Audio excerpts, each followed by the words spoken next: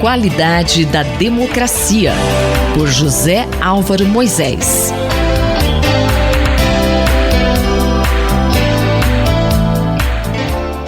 Professor, qual o tema da coluna hoje?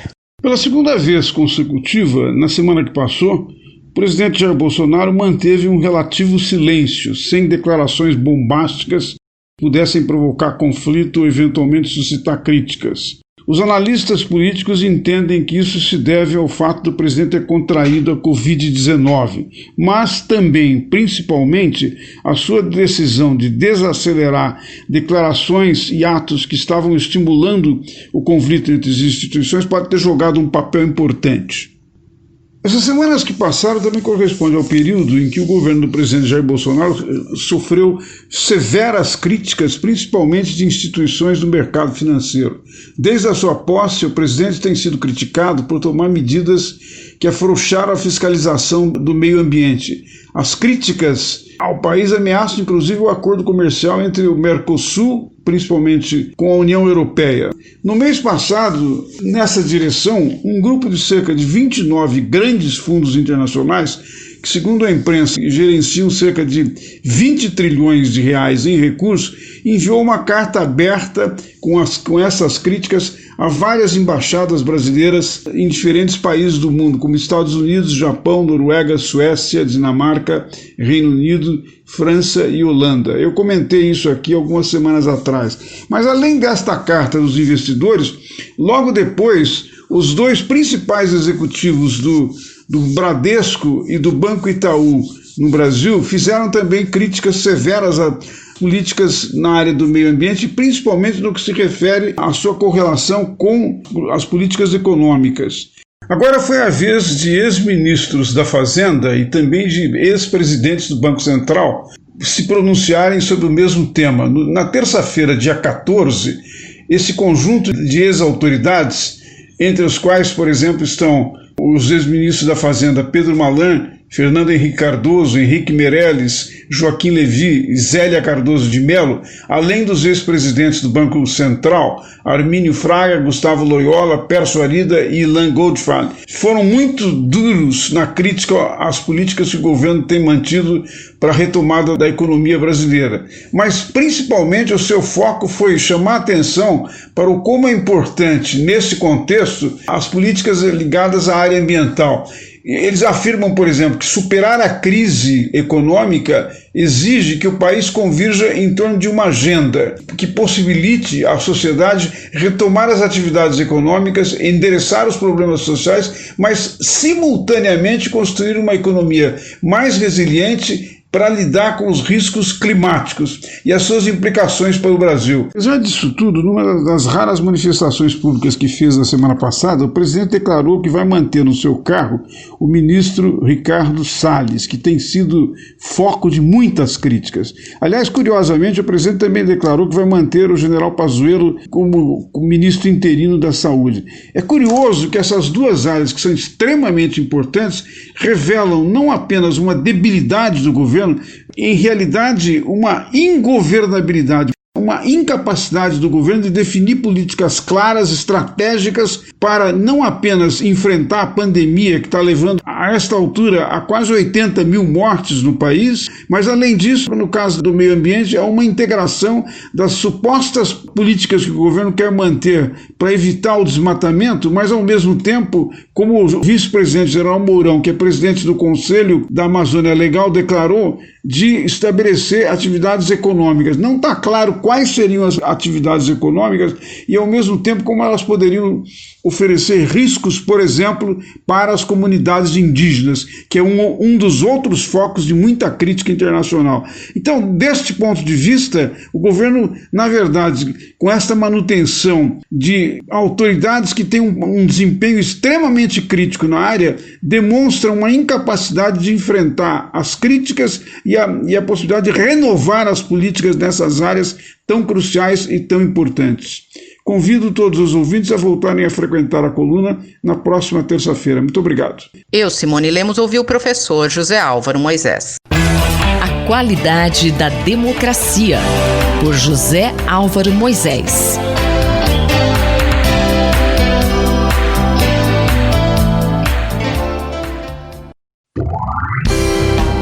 Diplomacia e Interesse Nacional, pelo embaixador Rubens Barbosa.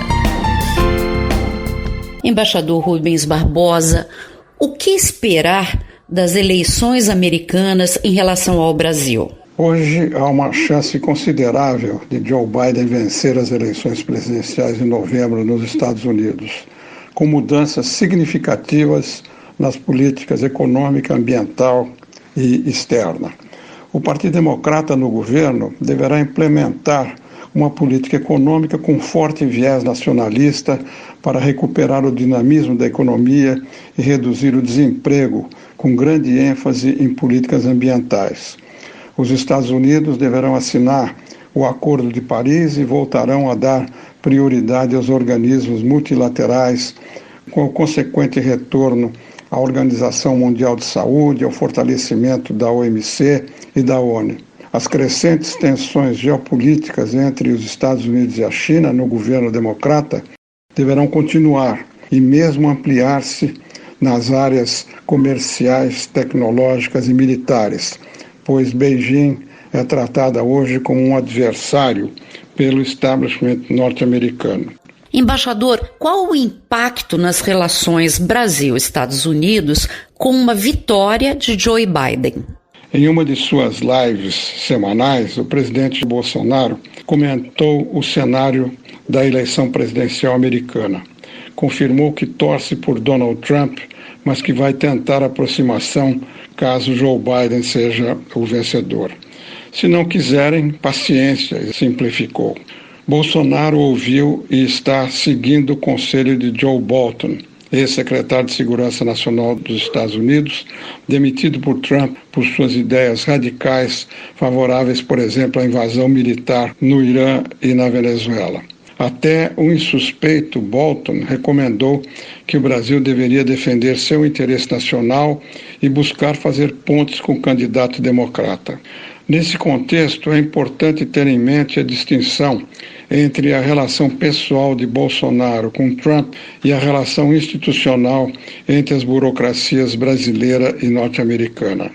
Caso Biden seja eleito, vai terminar a relação pessoal estabelecida com Trump por influência ideológica.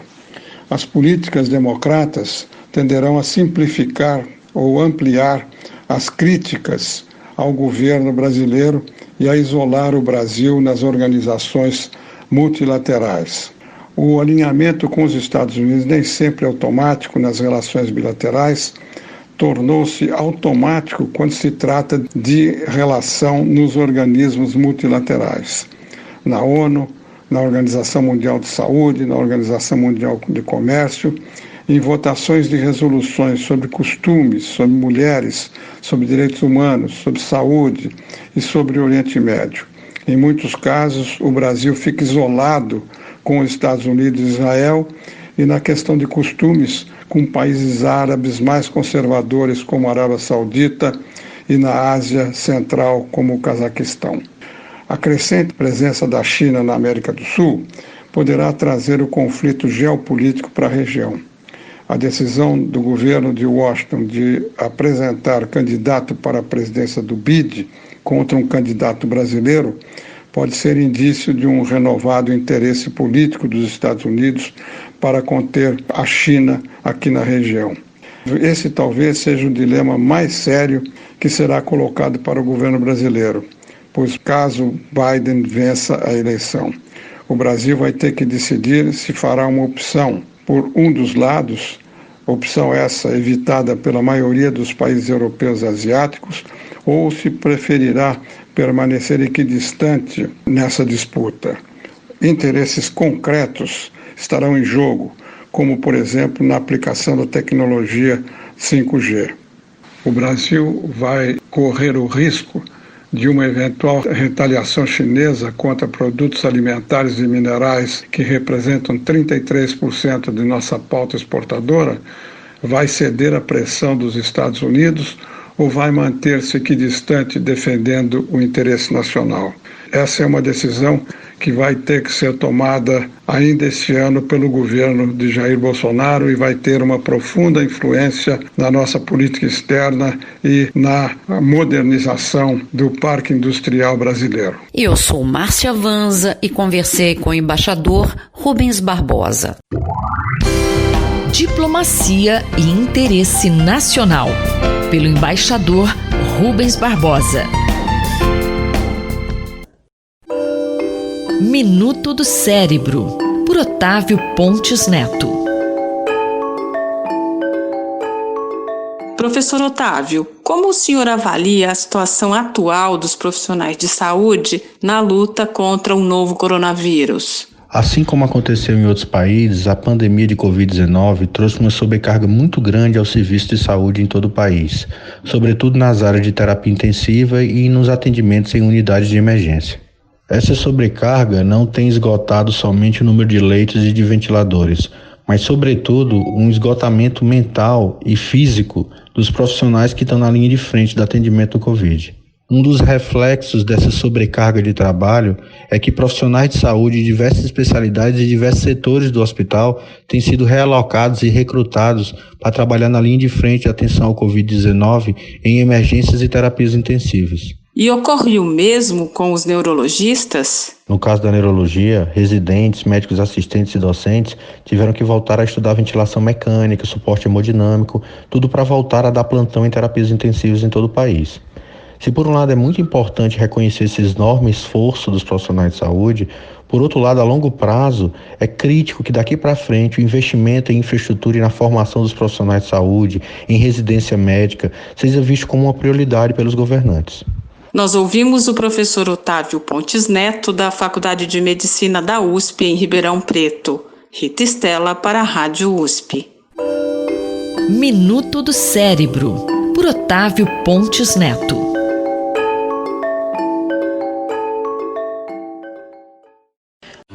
Doutor Bartô e os Doutores da Saúde, com João Paulo Lotufo. Dr. João Paulo Lotufo, vamos falar hoje sobre exemplos que devemos seguir em tempos de Covid e dos que não devemos? Um ex-combatente inglês da Segunda Guerra Mundial, chamado Tom Moore, que sabe o que é estar na linha de frente da batalha, foi condecorado pela Rainha da Inglaterra por arrecadar 33 milhões de libras para o combate do coronavírus após percorrer 2,5 km aos 100 anos de idade. Os netos e a família o têm como herói e muitas homenagens merecidas aconteceram desde então. Ao mesmo tempo, nesse fim de semana, vimos um desembargador andando sem máscara em Santos e, ao ser multado pelo guarda civil, maltratou o policial, chamando-o de analfabeto, quis dar uma carteirada, como se diz na linguagem popular, e rasgou a multa e a jogou no chão. Vários exemplos como esse foram vistos na TV e na mídia. Relacionando com as drogas, eu vejo muita gente descumprindo as normas habituais da sociedade, como, por exemplo, fornecer bebida alcoólica para menores de idade, introduzir a maconha na família como se fosse algo normal, permitir a venda de drogas lícitas para menores e assim vai. Vi muitos pais desrespeitarem as normas vigentes, já que é proibido fornecer bebida alcoólica a menores, o mesmo para o cigarro e outras drogas. Para mim, o desrespeito desse juiz em Santos ultrapassa qualquer bom senso de uma medida preventiva universal, que é usar máscara, simples e plenamente praticável. E com as drogas, como podemos ajudar, hein, Dr. Lotufo?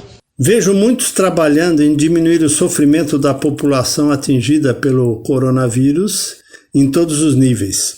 Cestas básicas, material para prevenção, conforto, atendimento médico e psicológico gratuito e assim vai.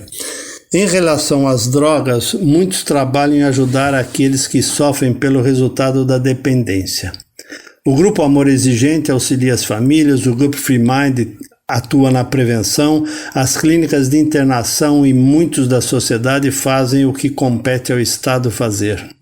Junto com as cestas básicas que o meu condomínio distribui aqui para dezenas de famílias, estão juntos o material de prevenção de drogas do Dr. Bartô, os famosos livretos de histórias contadas que se encontram no site do Dr. Bartô, que fazem parte do programa de aconselhamento breve do Ambulatório Geral de Pediatria do HU.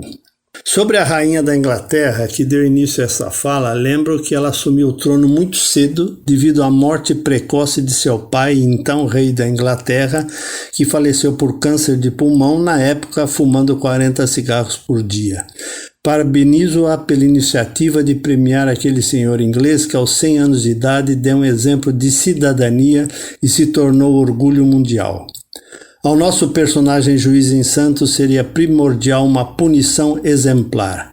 A lei é para todos. Os pais que liberam drogas para seus filhos, quer elas sejam lícitas ou ilícitas, saibam que vocês também estão fora da lei, assim como esse indivíduo que desrespeitou o guarda civil em Santos, a quem parabenizo o guarda pela sua postura serena e profissional diante da atitude de alguém que se acha acima da lei.